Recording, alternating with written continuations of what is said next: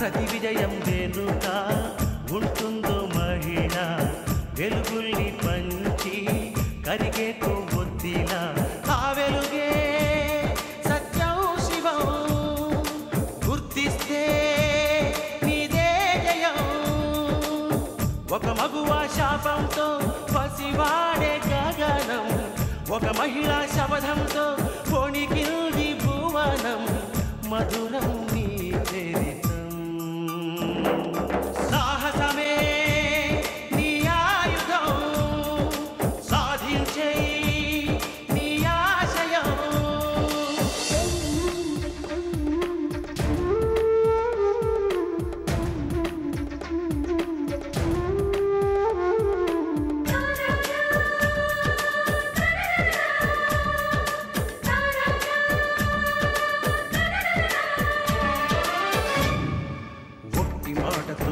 నాటికి రాదు రాదు జయము చిత్తశుద్ధితో చెమట ఓర్చితే అందదా విజయము పిడుగు రాలిన అడుగు ముందుకు వేయుటే ధైర్యము మనసు చూపిన మార్గం మొదలక సాగని పయనము అంతులేనిది నీ సహనము సాటి లేనిది నీ త్యాగము బతుకు బాటలో ఎన్ని వెతుకులాటలో మలుపు మలుపునా ఎన్ని ఆటుపోటులో గెలుపే నీ ధ్యేయం సాహసమే నీ ఆయుధం సాధించే నీ ఆశయం సాహసమే నీ ఆయుధం సాధించే నీ ఆశయం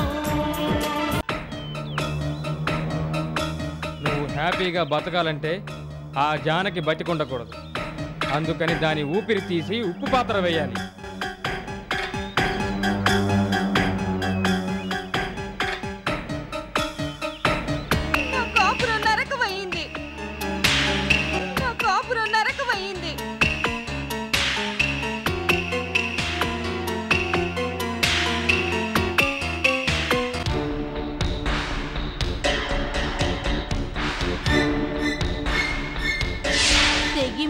మొండితనం మృగ లక్షణాలున్న ఆడదానిరా ఈ జానకిచ్చే ఈ ఏంటో త్వరలో మీరే తెలుసుకుంటారు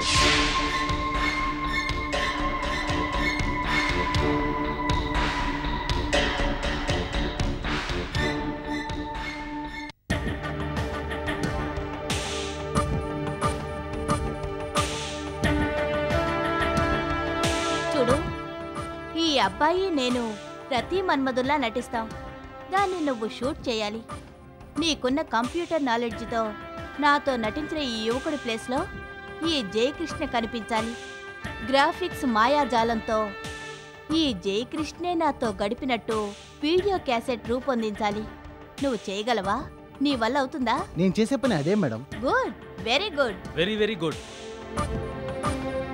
ఏంటే నువ్వు చేస్తున్న పని నువ్వు అసలు ఆడదానివేనా నేను ఆడదాన్ని కాకపోతే నువ్వు నా చుట్టూ ఎందుకు తిరుగుతావు సిగ్గు లజ్జ చీము నెత్తురు ఏమీ లేవా నీకు నువ్వు ఎలాంటి దానివో నీ నైజం ఏమిటో నాకు బాగా తెలిసొచ్చింది ఆవేశపడకు వివేక్ నేను ఈ పని ఎందుకు చేస్తున్నానంటే వద్దు చెప్పద్దు కొత్త కహానీలు చెప్పి నా చెవులో పువ్వు పెట్టద్దు కావలసిన వాళ్ళందరినీ వదులుకుని కట్టుకున్న పిల్లల్లా చూసుకుంటున్నాను మా ఆవిడ సైడ్ నుంచి ఎన్ని అభ్యంతరాలు వచ్చినా నేను కేర్ చేయలేదు నీకోసం నా పిల్లానికి విడాకులు ఇవ్వడానికి సిద్ధపడ్డాను జయకృష్ణ నీకు చేసిన అన్యాయానికి ప్రతీకారంగా ₹1 కోటి డిమాండ్ చేస్తానన్నావు కానీ ఆ ₹1 కోటి కోసం నువ్వు చేసే పని ఇదా ఇంత నీచానికి దిగజారుతావా మిస్టర్ వివేక్ ఇది నీచం కాదయ్యా ₹1 కోటి మన చేతిలో పడ్డానికి ఇదొక వెపన్ నేనేమీ ఇవ్వను అని జయకృష్ణ అన్నాడనుకో మనం ఏం చేయగలం అందుకే గ్రాఫిక్స్ మాయ చేస్తున్నాను మూస్తాను ముందు నేను చెప్పేది నువ్వు నోరు మూసుకొని విను నువ్వు పెళ్ళాన్ని వదులుకొని వచ్చినట్టుగానే ఆస్తిని కూడా వదులుకొని వచ్చావు నా బ్యాంక్ అకౌంట్లో ఏమీ లేదు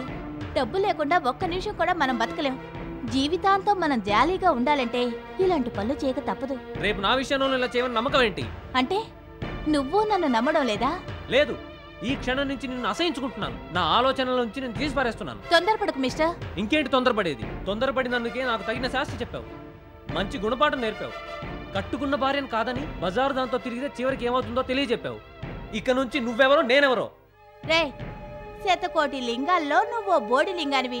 నువ్వు కాకపోతే ఇంకొకడు. రే పోరా. ఏంటి నన్ను పట్టుకుని పోరా అంటావా? ఏయ్. ఏయ్! ఆ, కానివ్వండి కానివ్వండి, నువ్వు రారా.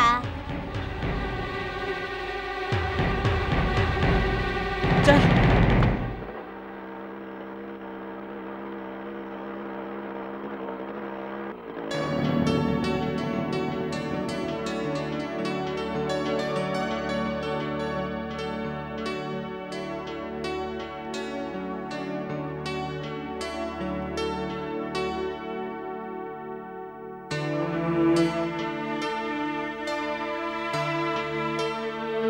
వదినా, సీత వదినా. ఇక్కడే ఉన్నాను రా బాలాజీ. అమ్మో అమ్మో అమ్మో.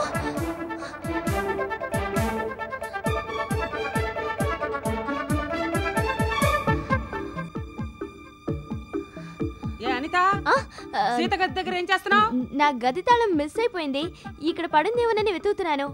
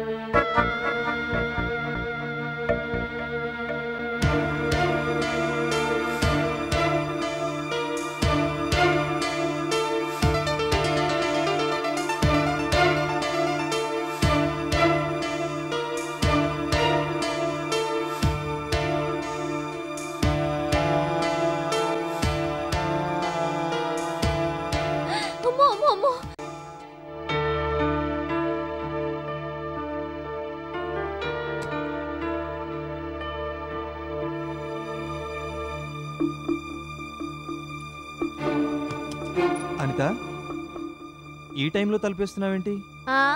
నేను బయోస్కోప్ చూశాను. నేను చూసిన బయోస్కోప్ ని నీకు చూపిద్దామని. బయోస్కోపా? మన ఊళ్ళో ఇప్పుడెక్కడ చూపిస్తున్నారు? మన ఊళ్ళో కాదు, మన ఇంట్లోనే, సీత గదిలో. నువ్వు సీత రూమ్ లో సాగించే సరససల్లాపాల బయోస్కోపే నేను చూసింది. ఏంటలా షాక్ అయిపోయావు? మొన్న నువ్వు నాకేం మాటిచ్చావు? ఇక నుంచి వాళ్ళ జోలికి వెళ్ళను, వాళ్ళ విషయాలు కలుగు చేసుకోను అని నువ్వు నాకు ప్రామిస్ చేసావు కదా. సూట్ కేసుతో పుట్టింటికి బయలుదేరుతున్న నన్ను నీ ప్రామిస్ తో ఆపావు కదా. మరి నువ్వు ఇప్పుడు చేస్తున్నదేమిటి? అది కాదనిత. నోర్బోయ్, నాకు మాట ఇచ్చినట్టు ఇచ్చి నాకు తెలియకుండా మళ్ళీ డ్రామాలు మొదలెట్టావన్నమాట. మీ ఇద్దరి భాగవతం నా కంట పడింది కాబట్టి సైలెంట్ అయిపోయావు. నేను చూడకపోతే ఇక మీ ఇద్దరి వ్యవహారం డైలీ సీరియలేనా? మీరిద్దరాల రూమ్ లో చేరి గుసగుసలాడుకుంటుంటే నాకు అనుమానం రాదా? నేను అనుమానించకూడదా? అసలు నువ్వు మనిషివేనా? ఎంత మేనత్త కూతురైనా సీతని వదినా.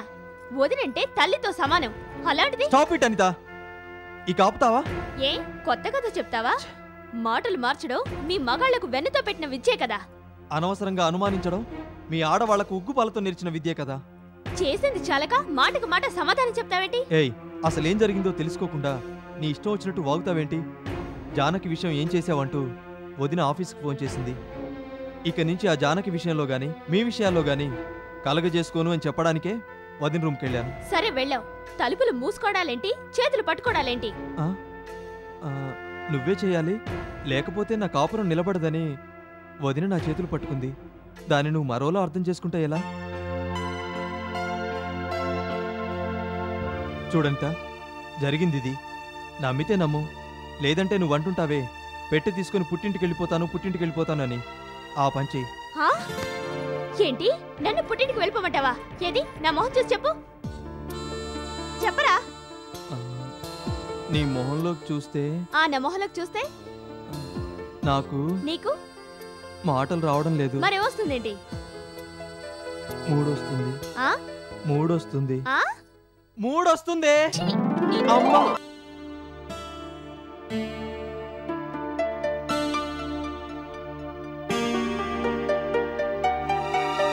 ఏమండి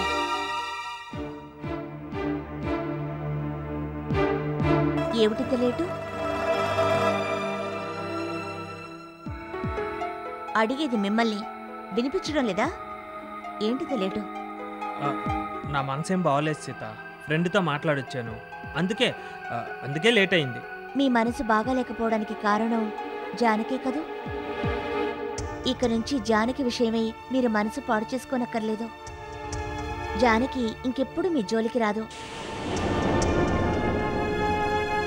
అవునండి. ఏమండి, షర్ట్ మీద బ్లడ్ ఏమిటి?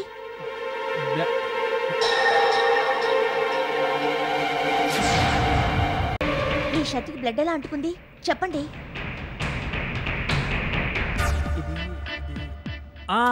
ఇప్పుడు గుర్తొచ్చింది. నేను ఆఫీస్లో ఉన్నప్పుడు ఫ్రెండ్ ఒకడు వచ్చాడు. చాన్నాళ్ళ తర్వాత కలుసుకున్నాం కదా అని ఇద్దరం మాట్లాడుకుంటూ వస్తున్నాం. దారిలో పార్క్ కనిపిస్తే కాసేపు కూర్చుని మాట్లాడుకుందామని అక్కడికి వెళ్ళాం. అక్కడేదో రౌడీ బ్యాచ్ ఉంది. కావాలని ఆ రౌడీ బ్యాచ్ మా ఫ్రెండ్తో గొడవ పడ్డారు. సరే వాళ్ళు వీడు గొడవపడి కొట్టుకుంటూ ఉంటే నేను మధ్యలో వెళ్ళి విడిపించాను. అప్పుడైనట్టుంది. నేను కూడా చూసుకోలేదు. ఇదిగో ఇప్పుడు నువ్వు చూసి చెప్తేనే నాకు తెలిసింది.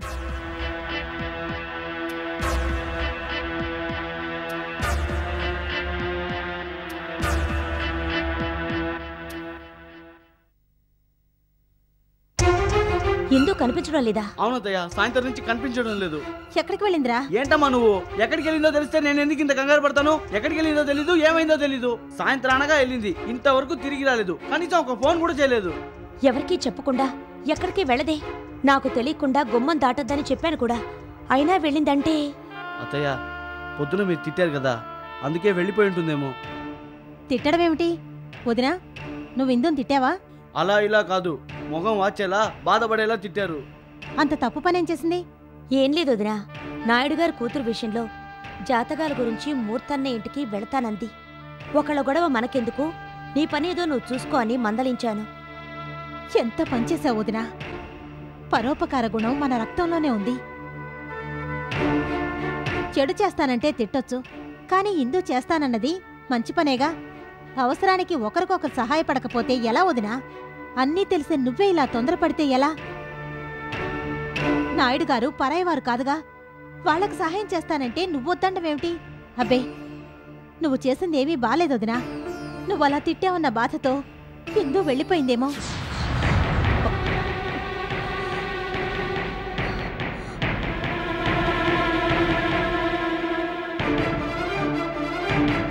అమ్మా, ఇందు ఎక్కడికి వెళ్ళిందో నీకు తెలుసా? తెలీదమ్మా. ఇందు కనిపించడం లేదని పెరుమాళ్ అప్పుడే చెప్పాడు. నేను ఇందు కోసం ఎదురు చూస్తున్నాను. సీత, మాలిని, అనిత, అందరూ ఒకసారి ఇలా రండి. త్వరగా రండమ్మా. సీత, ఇందు ఎక్కడికి వెళ్ళిందో నీకు తెలుసా? తెలీదత్తయ్యా. మాలిని, నీకు తెలుసా? నాకు తెలీదత్తయ్యా. అనిత, నీకేమైనా చెప్పెళ్ళిందా? ఇవాళ నాకు కనిపించనే లేదత్తయ్య. ఏమిటి అందరూ ఇందు గురించే ఏదో మాట్లాడుకుంటున్నట్టున్నారు? మళ్ళీ మొత్తం కథ నీకు చెప్పాలా? సాయంత్రం నుంచి ఇందు కనిపించడం లేదు. నీకు తెలిస్తే చెప్పు. ఏమిటి, మా కోడలు కనిపించటం లేదా? ఓ పని చేయండి, మూర్తి గారికి ఫోన్ చేయండి. మనకు తెలియకపోయినా ఆయనకి తెలుస్తుంది. అన్నయ్య. అవునమ్మా, బావగారిని కిడ్నాప్ చేసినట్టే ఇందును కూడా కిడ్నాప్ చేసి ఉంటాడు. ఎందుకంటే బావగారి టైం బాగాలేదని చెప్పి బావగారిని కిడ్నాప్ చేశాడు. ఇప్పుడు ఇందు టైం బాగాలేదనో మరో కారణం చేతో ఇందును కూడా ఆయనే కిడ్నాప్ చేసి ఉండొచ్చు. ఈ కుటుంబానికి శ్రేయోభిలాషి, గాడ్ ఫాదరు అన్ని ఆయనేగా. సందు దొరికితే చాలు చిందులు దొక్కుతారు. మా నాన్నగారికి ఇదే పని అనుకున్నారా?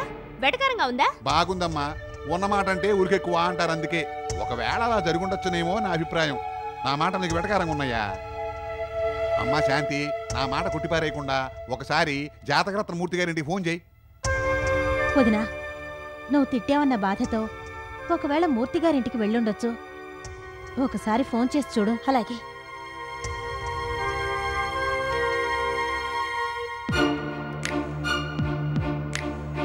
హలో ఎవరు? అన్నయ్య, నేను శాంతిని మాట్లాడుతున్నాను. మా ఇందు గాని మీ ఇంటికి వచ్చింది అన్నయ్య? రాలేదమ్మా. రాలేదా?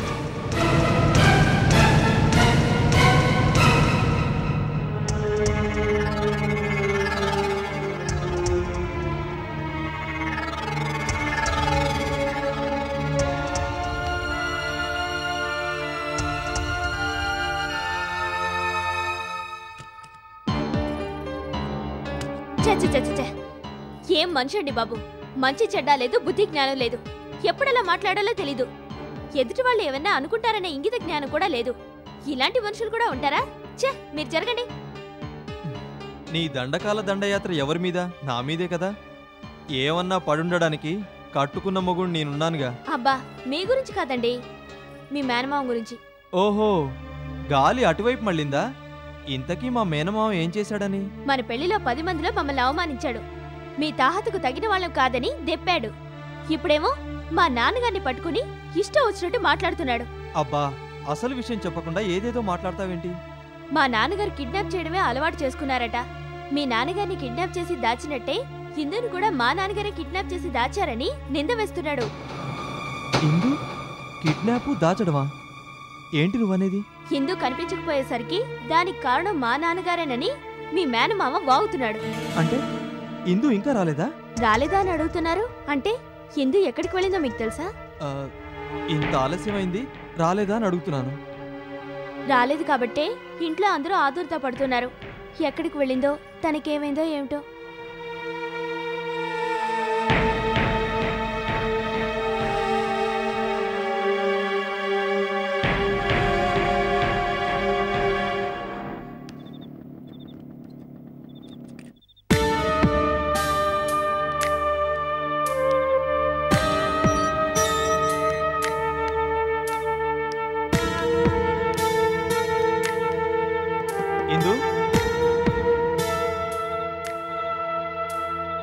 ఇందు,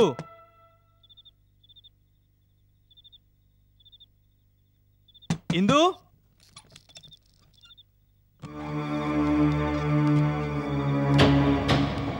ఇందు,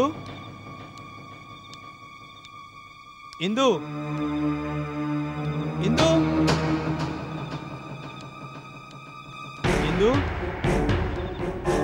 ఇందు.